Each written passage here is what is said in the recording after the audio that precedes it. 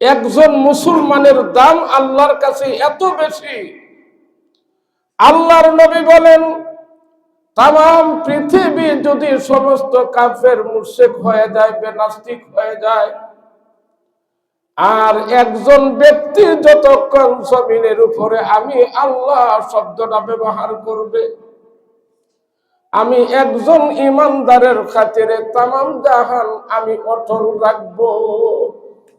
একজন ইমানদার, একজন মুসলমান।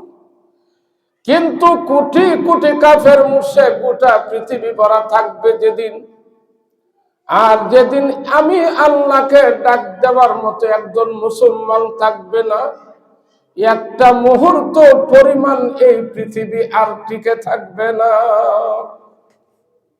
তাই একটা মুসলমান কত দামি। কিন্তু আমরা দুনিয়ার লালসায় পড়ে, আমরা সব হারাই ফেলেছি। এই জন্য রে ভাই, দুনিয়াতে চলার পথটা অতি অল্প সময়, কিন্তু আল্লাহ বিধান দিয়েছেন কি পথে তুমি চলবে। কারণ দুনিয়ার জীবনটা কোন স্থায়ী, আখিরাতের জীবনটা চিরস্থায়ী।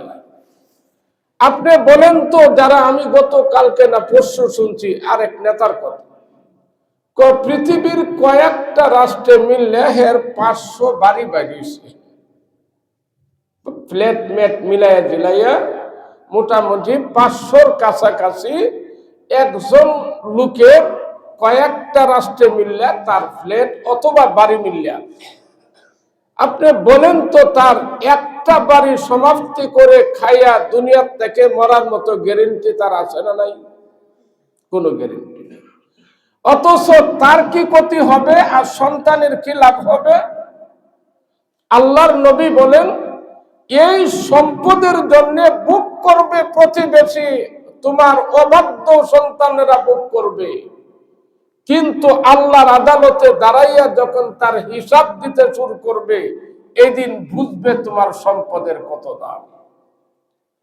হাদিসের মধ্যে আসছে, আল্লাহ রসুল বলেন, যাদের স্বাভাবিক সম্পদ আছে তাদের কথাও বলেন, যে হাসরের ময়দানে দেখবেন যাদের মোটামুটি আছে, রমজান মাস আসতেছে সামনে, যাকাতের কথা বললে, ফিতরার কথা বললে মুখ মলিন করে দেয়।